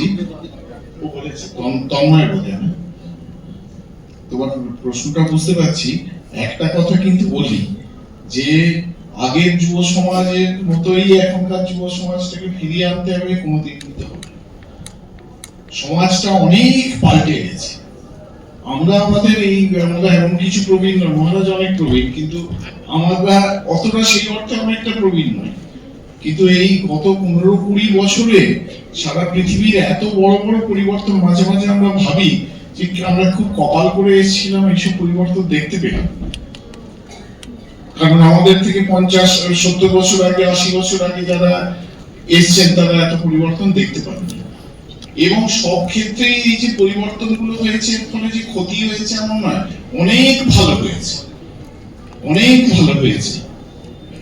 এখন যেটা হচ্ছে, বিজ্ঞান এবং প্রযুক্তি, আমাদের পারস্পরিক সম্পর্ক, আমাদের যে মনোভাব, অ্যাটিটিউড, এসব একবার বিপুল পরিবর্তন হয়ে গেছে। এবং এইগুলোকে আমি অস্বীকার করতে পারবো না। এই যে যুব সমাজ, আগেকার যুব সমাজ আর এখনকার যুব সমাজ, পরিষ্কার মনে পড়ে যে আমরা যখন ছোট, একটা ছেলে বিকেল বেলায় কি করতো, স্কুল থেকে ফিরে এসে বইয়ের ব্যাগটাকে ফেলে রেখে মাঠে দৌড়ে খেলতেই গেল। অবধারিত আমরাও খেলেছি, যারা বসে আছেন সবাই করেছে। কিন্তু এখন কি? এখন তো আমার হাতে মোবাইল রয়েছে, এখন মাঠেও যাওয়ার দরকার নেই, কোথাও যাওয়ার দরকার নেই। ভালো বই পড়া, আমার মাঝে মাঝে এই করতে গেলে কোনো অসুবিধা হয়, হয়তো একটা তখনকার ভালো গান শুনছে। রবীন্দ্রসঙ্গীত আমি এমন, আমাদের সাধুদের, বহু মানুষ সাধুকে চিনি, অন্তত রবীন্দ্রনাথের 200-300 গান মুখস্থ তাদের, এরকম বহু জানি। কিন্তু এখন একটা লাইন, গানের লাইন বলে যদি বলা হয় পরের লাইনটা বলা খুব শক্ত। তা এখন অলরেডি বিজ্ঞান প্রযুক্তি আমাদের ভালো যেমন করেছে, মন্দও তেমন করেছে, এরকম হয়েছে। এখন আমাদের এই সব নিয়েই চলতে হবে। এখন যেটি আমাদের সকাল থেকে আলোচনা হচ্ছে, তোমার মূল প্রশ্নটা হচ্ছে যে যুব সমাজ আগের মতো কি করে হবে, আদর্শ বোধে উদ্বুদ্ধ হবে, এইটাই তো প্রশ্ন। এখন স্বামীজি হচ্ছেন একমাত্র এই উপায়। স্বামীজিকে ভালো করে ধরতে হবে। স্বামীজি 50 বছর আগে, 100 বছর আগে যেরকম প্রাসঙ্গিক ছিলেন, আজকে তিনি তার থেকে অনেক অনেক বেশি প্রাসঙ্গিক। স্বামীজি নিজের মুখে বলা, এটা কোনো প্রফিটের কথা নয়, এটা একদম সত্য।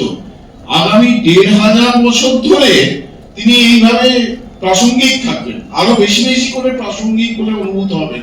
স্বামীজিকে যে কত অ্যাঙ্গেল থেকে স্বামীজিকে অ্যানালিসিস করা যায়। আমাকে একজন জিওগ্রাফিক প্রফেসর ক্যালকাটা ইউনিভার্সিটির এসে বলছেন যে ভারতের প্রথম বৈজ্ঞানিক ভূতত্ত্ব চিন্তা পথিকৃৎ যদি কাউকে বলতে হয় স্বামীজিকে। আমি বললাম কিরকম? আমাদের তো স্বামীজি কমপ্লিট কোর্স কম বেশি পড়া আছে। তিনি বললেন পরিব্রাজকে দেখুন না, তিনি ভূমধ্য সাগর পার হচ্ছেন, উষ্ণ বায়ু, শীতল বায়ু, তার গতিবেগ, তার চলন, কিভাবে সমুদ্রের গতিপথকে পরিবর্তন করছে, প্রথম আলোচনা করছে।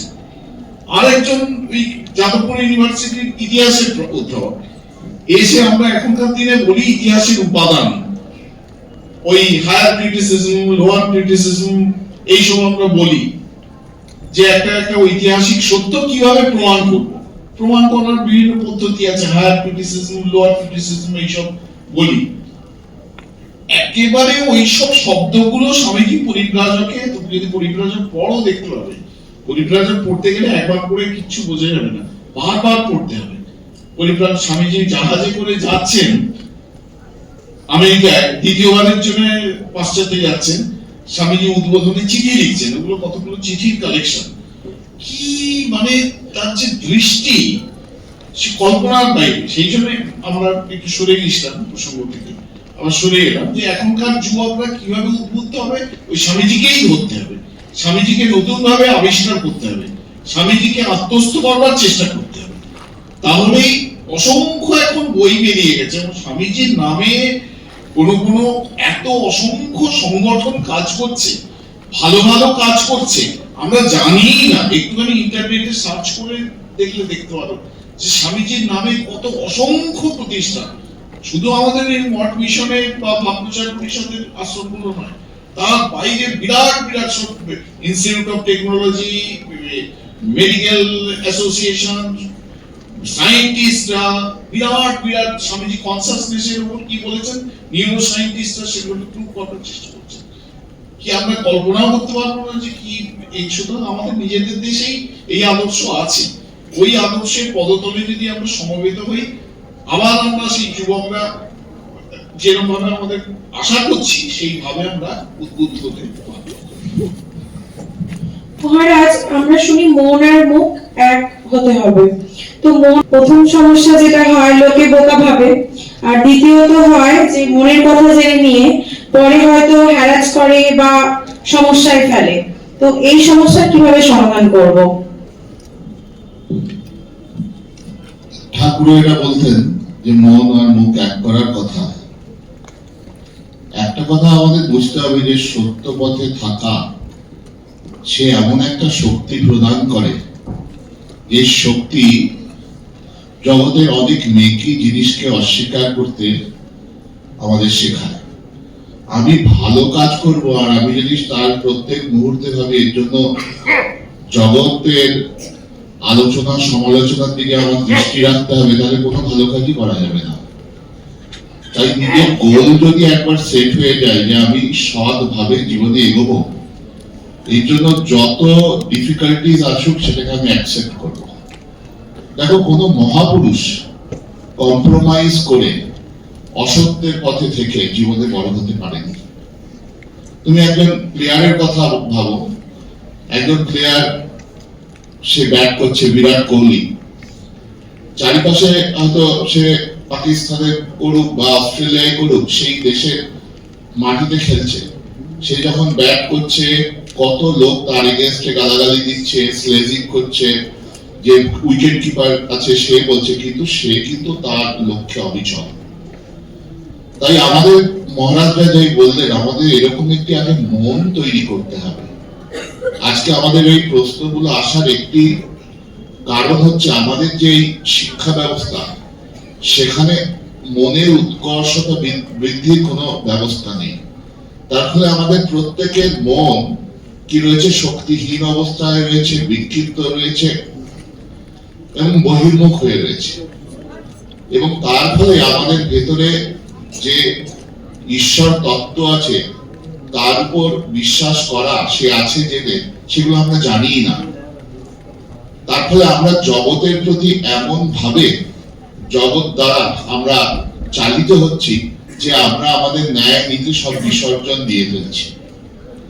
তাই এক্ষেত্রে আমাদের একটাই জানতে হবে যে আমাদের ভেতর যে অনন্ত শক্তি রয়েছে, আমরা যদি একটু আগেই মহারাজদের মুখে শুনলাম, আমরা যদি পবিত্র থাকি, আমরা যদি সেই পথে এগিয়ে যেতে পারি, তাহলে সেই শক্তি আমাদের এমন আত্মপ্রত্যয় দেবে যে আমরা সমস্ত এই জাগতিক আলোচনা সমালোচনার ঊর্ধ্বে গিয়ে আমরা আমাদের লক্ষ্যে এগিয়ে যেতে পারবো।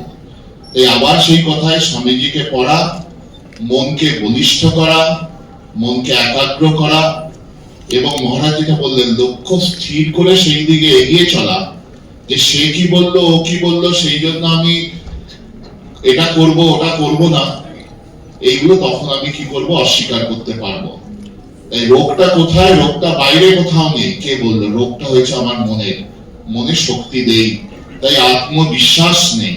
তাই আমার মনে হচ্ছে বাইরের এই আলোচনা সমালোচনা আমার একটা বিশাল কিছু করে দেবে। কিন্তু আমাদের এই যখন আত্মবিশ্বাস বাড়বে, তখন আমরা কি এই আলোচনা সমালোচনার ঊর্ধ্বে উঠে গিয়ে নিজের লক্ষ্যে অবিচল থেকে এগিয়ে যেতে পারবো। মহারাজ আমার প্রণাম নেবেন। আমার নাম অনুষ্কা সরকার। আমার প্রশ্ন, মানে কোনো বিতর্কিত পরিস্থিতিতে নিজেকে শান্ত রাখবো কিভাবে? মানে মাথা খুব গরম, বিতর্কিত সিচুয়েশনে নিজে হঠাৎ করে মানে রেগে গিয়ে রিঅ্যাক্ট করে ফেলা। আর একটা জিনিস, নার্ভাসনেস, মানে ইচ্ছা থাকলেও ভয় পেয়ে যাওয়া। মানে এই যে প্রশ্নটা আমি করতে চাই, এই আমার হাত পা ঘামছে এক্ষুনি। এই যে ভয়টা কাটাবো কি করে কোনো পরিস্থিতিতে? আমি আগের যে প্রশ্নের উত্তর দিলাম তার মধ্যে তোমার উত্তর রয়েছে। তার প্রধান কারণ হচ্ছে আমাদের, প্লিজ বসে পড়ো, আমাদের সব ধরনের ট্রিটমেন্ট হচ্ছে কিন্তু আমরা মনের কোনো স্টাডি করছি না। আর এই যে আমাদের সাথে জগতের ইন্টারাকশন, আমি অন্যের সাথে মিশছি, অন্যের সাথে কথা বলছি, যা কিছু হচ্ছে এই মনের দ্বারা হচ্ছে। এবং যেটা আগেও বললাম যে আমাদের শিক্ষা ব্যবস্থায় মনকে সবল করা, তাকে কনসেন্ট্রেট করা, তাতে আত্মবিশ্বাস আনা, এইটা যতদিন না হবে আমি আর যা কিছু প্রবলেম সলভ করে হবে না। ধরো কারো স্কিনের একটা রিঅ্যাকশন হচ্ছে, সে বারবার একটা মলম লাগাচ্ছে কিন্তু সারছে না, দুদিন পর আবার হচ্ছে। তারপরে একজন খুব ভালো ডাক্তারবাবুর কাছে গেল, বললো মহারাজ এটা আপনার ব্লাডের প্রবলেম থেকে হচ্ছে, এটা শুধু আপনার মেডিসিন লাগালে হবে না, আপনাকে ব্লাডটা ঠিক করতে হবে। ঠিক সেরকম আমার যে রেগে যাচ্ছি, আমি যে নার্ভাস হয়ে যাচ্ছি, তার একটাই হচ্ছে যেটা রিফ্লেক্স, যে আমার মনের মধ্যে সেই শক্তি নেই, সেই একাগ্রতা নেই। তার ফলে আমার মন কি করছে, জগৎকে ফেস করতে ভয় পাচ্ছে। তাহলে এর থেকে বেরোবার কি? তাহলে শক্তির অন্বেষণ করা। তাহলে এখানে আলোচনায় আছে শক্তি কি বাইরে আছে? না, সেই শক্তি কোথায় আছে? আমাদের অন্তরে রয়েছে। সেই শক্তি কেন আমরা বুঝতে পারছি না? কারণ আমরা স্বার্থপরতা, কাম, ক্রোধ, লোভ, মোহ, এইগুলো দ্বারা আমাদের ভেতরে এমন ঝড় বইছে, আমরা ভেতরের শক্তি বুঝতে পারছি না। এবং তার ফলে কি হচ্ছে, আমরা কি বাইরে দেখে, বাইরের প্রবলেম দেখে আমরা তাকে ফেস করতে পারছি না। তাই জন্য এটার একমাত্র, দেখো একজন সন্ত্রাসী আর একজন ক্রিমিনাল, অ্যাপারেন্টলি তুমি যদি দেখো যে দুজনেই তো একদম সমাজে ঘুরে বেড়াচ্ছে নির্ভয় ভাবে, তার কোনো অবিচল ভাবে। কিন্তু একজন ক্রিমিনালের তুমি যদি তাকে জিজ্ঞাসা করো, আমি একজন পুলিশের কাছে শুনছিলাম, বলছে প্রত্যেক ক্রিমিনাল মৃত্যু ভয় পায়। কিন্তু আমি আমার এই ছোট্ট সাধু জীবনে আমি দেখেছি যে আমি যখন বেলুড় মঠে থেকেছি, আমি এমন কোন সন্ন্যাসীর মৃতদেহ দেখিনি যার চোখে মুখে ভয়ের ছাপ আছে। এবং এইটা আমাকে বিশ্বাস দিয়েছে যে যেটা মানুষ ফেস করতে বাইরের মানুষ সবচেয়ে ভয় পায়, আমাদের সাধু মহাত্মারা তাকে কিন্তু নির্ভয়ে ফেস করেছে। এবং এই নির্ভয়ে ফেস করার কোনো শর্টকাট নেই। এর জন্য একটাই, যে আমার আন্তরিক হতে হবে, এই প্রবলেমটা থেকে আমাকে বেরোতে হবে। আমার কাছে যদি এই প্রবলেমটা বড় না হয়, তাহলে আমি প্রবলেম সলভ করবো কেন বলো? তাই প্রথমে আমাকে আইডেন্টিফাই করতে হবে আমার মনের এই প্রবলেমটাকে আমাকে সলভ করতে হবে। এবং তখন কি হবে, আমি মনের প্রবলেম সলভ করার জন্য আমি আন্তরিক নিষ্ঠার সাথে চেষ্টা করব। এবং আন্তরিকতা এবং নিষ্ঠা আসলেই তখন আস্তে আস্তে আমার মনের বল বৃদ্ধি হবে, মন একাগ্র হবে। এবং স্বামীজির একটি ছোট্ট কথা, সেটার মধ্যে এটা লুকিয়ে আছে, বলছে নিঃস্বার্থপরতা। যদি কেউ রোজ, মহারাজ যেরকম বলছিলেন, বিভিন্ন অ্যাক্ট, হ্যাবিট, যে আমি যদি কনসিয়াসলি কিছু নিঃস্বার্থপর হয়ে কিছু সেবা কাজ করতে পারি, এটা আমাদের মনের মধ্যে বল সঞ্চার করবেই করবেই করবেই। এবং এটা আমাদের জীবন দিয়ে দেখা, যে অন্যের জন্য কাজ করে নিঃস্বার্থভাবে আমরা আমাদের, এই যে আমরা কিছুক্ষণ আগে আশ্রমের আমাদের ভলেন্টিয়ারদের কথা বললাম, এরা তো পড়াশোনাও করছে, আবার নিঃস্বার্থ সেবাও করছে, আবার এক্সেপশনাল গুড রেজাল্টও করছে। কি করে করছে?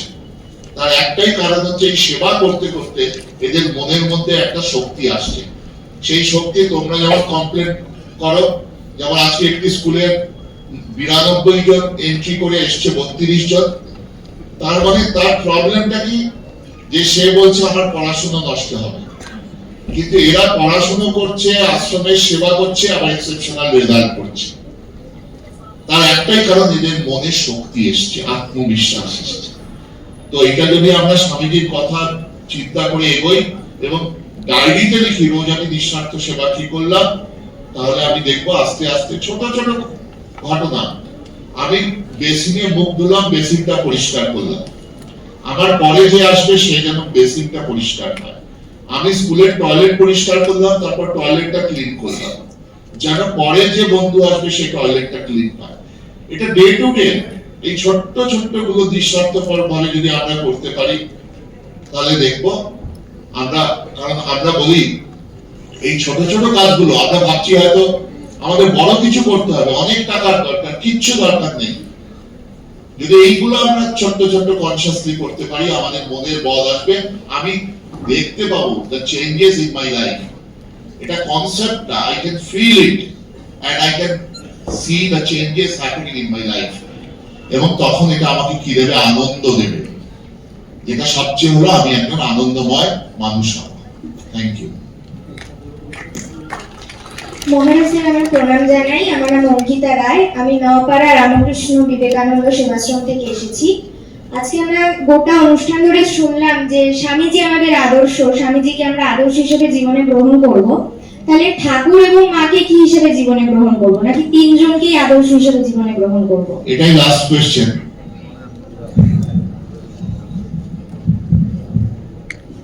স্বামীজিকে গ্রহণ করতে গেলে ওরা দুজন অটোমেটিক্যালি চলে আসবে, আলাদা করে আর ঠাকুর মানে স্বামীজি মাইনাস শ্রীরামকৃষ্ণ এবং মা, এটা হয় না, এটা সম্ভব নয়। স্বামীজি মানেই হচ্ছে, আসলে আমরা এটা তো যুব সম্মেলন, যদি ভক্ত সম্মেলন হতো এর উত্তর একটু অন্যভাবে দিতাম। স্বামীজি শ্রীরামকৃষ্ণ ছাড়া স্বামীজি কি? অপরূপের স্বামীজি, শ্রীরামকৃষ্ণই অপরূপের স্বামীজি। কিন্তু শ্রীরামকৃষ্ণকে অ্যাজ ইট ইজ ধরা খুব শক্ত, আমাদের সেই জন্য স্বামীজির মধ্য দিয়েই গ্রহণ করতে হবে। তোমাকে আর আলাদা করে ঠাকুরের কাছে যেতে হয়।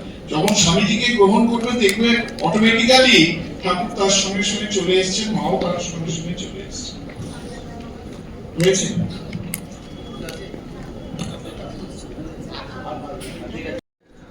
তার মূল কথা হচ্ছে over thinking, tension, concentration of mind আর ইউনিটি অফ উইথ পাওয়ার, এগুলো নিয়ে আমাদের হয়েছে।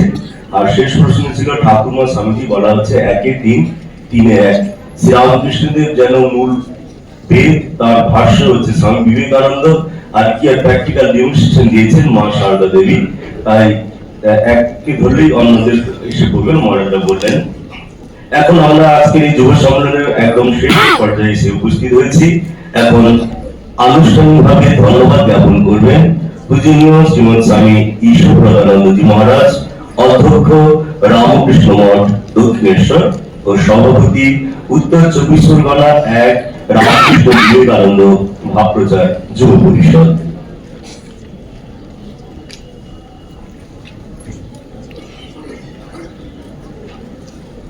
ओम सहनावतु सहनौ भुनक्तु सह वीर्यं करवावहै तेजस्विनावधीतमस्तु मा विद्विषावहै।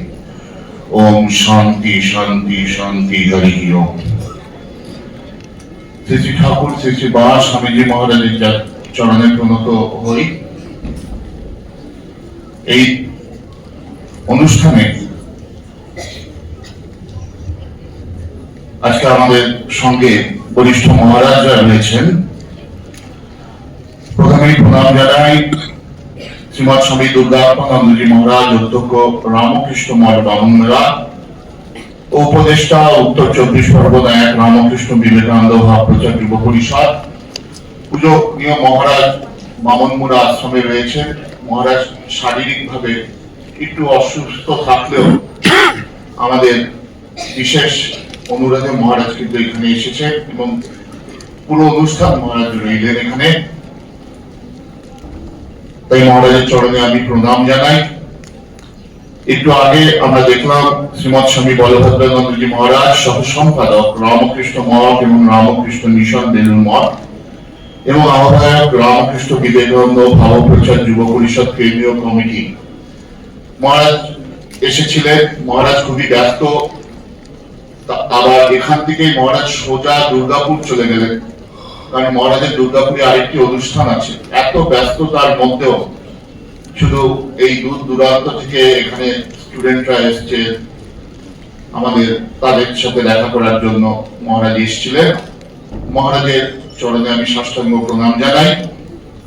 আমাদের মধ্যে উপস্থিত রয়েছেন স্বামী তত্ত্বসারানন্দজি মহারাজ, রামকৃষ্ণ বিবেকানন্দ ভাবপ্রচার যুব পরিষদের কেন্দ্রীয় কমিটির সদস্য, মহারাজ অচি পরিষদের সদস্য এবং আমাদের অধ্যক্ষ ব্রহ্মচারী প্রশিক্ষণ কেন্দ্রের। তো মহারাজ তার এত ব্যস্ততার মধ্যেও মহারাজ আজকে যে এসছেন এবং আমাদের এই অনুষ্ঠানে অংশগ্রহণ করলেন এবং আমাদের নতুন ভাবে উজ্জীবিত করে গেলেন, তার জন্য মহারাজের চরণে আমি প্রণত হই। বিশেষভাবে আবার প্রণাম জানাই স্বামী কৃষ্ণনাথনন্দজি মহারাজ, সম্পাদক উদ্বোধন পত্রিকা, যা স্বামীজি স্বয়ং তার সময়কালে স্থাপন করে গেছিলেন। মহারাজ তারও এই ব্যস্ততার মধ্যে আজকের এই অনুষ্ঠানে এসেছেন বলে মহারাজের চরণে আমি আমার সশ্রদ্ধ প্রণাম জানাই। তারপর আমি বিশেষভাবে আমার নমস্কার জানাই শ্রী প্রশান্ত চৌধুরী মহাশয়কে, যিনি এই রামকৃষ্ণ বিবেকানন্দ ভাবপ্রচার যুব পরিষদের সহ সভাপতি। কারণ আজকে যে অনুষ্ঠানটা হচ্ছে সেখানে প্রশান্ত বাবুর অক্লান্ত পরিশ্রম রয়েছে। এই একটি প্রোগ্রাম তৈরি করার পেছনে কত যে হোমওয়ার্ক উনি করেছেন, কতভাবে উনি আমাদের সাহায্য করেছেন, তাই জন্য ওনাদের আমি ধন্যবাদ জানাই। স্বামী রামপ্রিয়ানন্দজি, স্বামী শক্তিস্থানন্দজি, স্বামী আত্মনাথানন্দজি, এনারা বিভিন্নভাবে এই আশ্রমের এই অনুষ্ঠানকে সুচারুরূপে সম্পাদন করার জন্য সাহায্য করেছেন, তাই মহারাজের চরণে প্রণাম জানাই। স্বামী উদারানন্দজি, উনি রামকৃষ্ণ মঠ আলমবাজারে রয়েছেন। মহারাজের সেন্টার ছেড়ে আজকে এখানে এসে আমাদের মধ্যে রয়েছে, মহারাজের চরণে প্রণাম জানাই।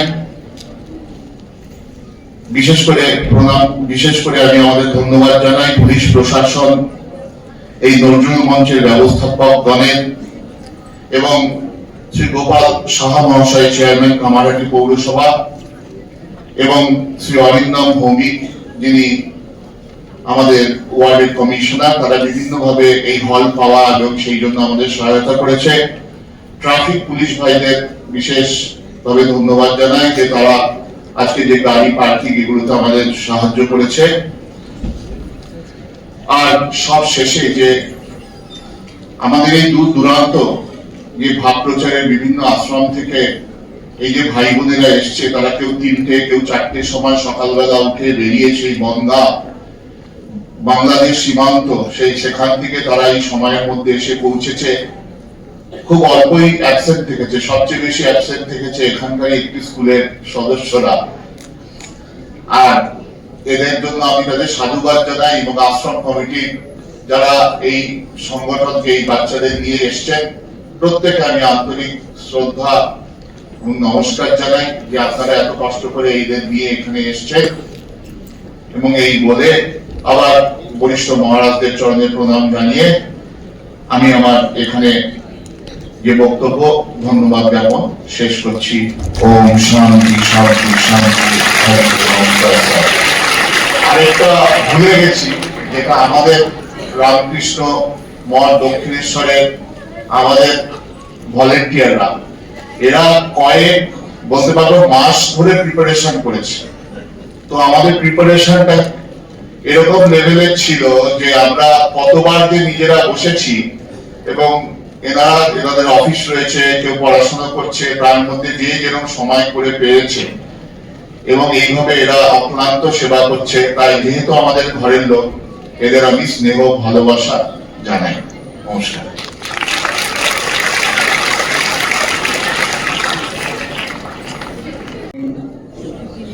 কার্যসূচি হচ্ছে জাতীয় সঙ্গীত। জাতীয় সঙ্গীত পরিবেশন করার আগে একটি বিশেষ ঘোষণা। জাতীয় সঙ্গীতের পরে জয় দেওয়া হবে। জয় দেওয়ার পরে ছাত্ররা দুপুরের প্রসাদ গ্রহণ করবার জন্য এই হল থেকে বের হবে। ঠিক যারা উপরে রয়েছে সেকেন্ড ফ্লোরে, সেখানেও যারা পুরুষ প্রতিনিধি রয়েছেন, আপনারা প্রথমে দুপুরের প্রসাদ গ্রহণ করবেন। পরবর্তীতে ছাত্রীরা যেমন বের হবে, মায়েরাও ঠিক সেকেন্ড ফ্লোর থেকে দুপুরের প্রসাদ গ্রহণ করে বেরিয়ে যাবেন। আর সাথে সাথে আরেকটি বিষয়, বিভিন্ন আশ্রমের যারা সম্পাদক বা সভাপতি এসছেন, আপনারা কাউন্টার নাম্বার 1 থেকে আপনার বিল সংগ্রহ। ভাব প্রচার পরিষদের আহ্বায়ক, বিশেষ কাজে দুর্গাপুর যেতে হবে এখনই, সেই জন্য আগেই এই পাঠটা প্রথম মাঝখানে মূল যে বিষয়বস্তু যুবকদের উদ্দেশ্যে বলা, সেটা তিনি করে গেলেন।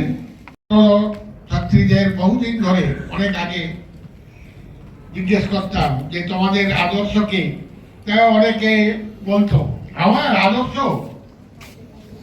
একজন ক্রিকেট প্লেয়ারের নাম করতো, সচিন তেন্ডুলকর।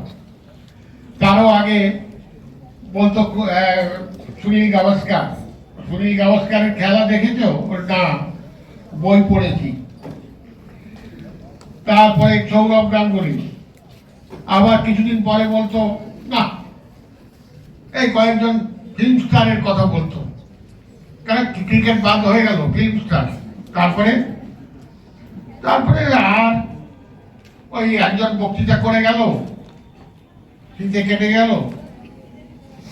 কোনো একজন নেতা।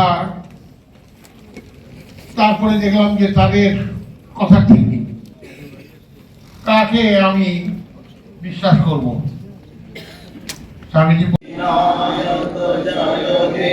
ভারত ভাগ্য বিধাতা, পাঞ্জাব সিন্ধু গুজরাট মারাঠা, দ্রাবিড় উত্তর বঙ্গ, বিন্দ হিমাচল যমুনা গঙ্গা, উচ্চল জলধি তরঙ্গ, তব শুভ নামে জাগে, তব শুভ আশিস মাগে, গাহে তব জয় গাথা।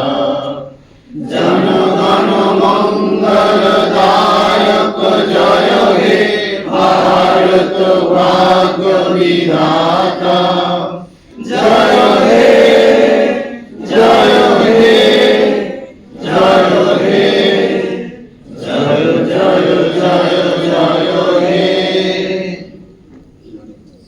জয় শ্রী গুরু মহারাজ জি কি জয়, জয় মহামাই কি জয়, জয় স্বামীজি মহারাজ জি কি জয়, জয় গঙ্गा মাই কি জয়।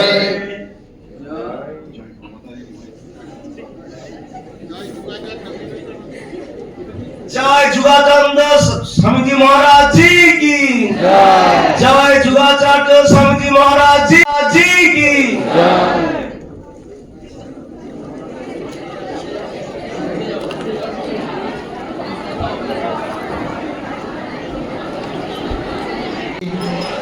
ছাত্রদের প্রথমে প্রসাদ বিতরণের ব্যবস্থা করুন।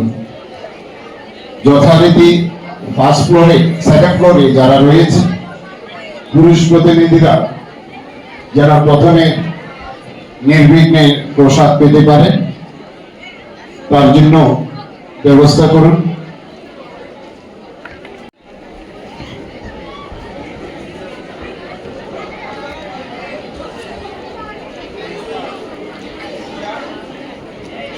চলুন, সকাল 10টা থেকে 1:20 পর্যন্ত অনুষ্ঠান ছিল।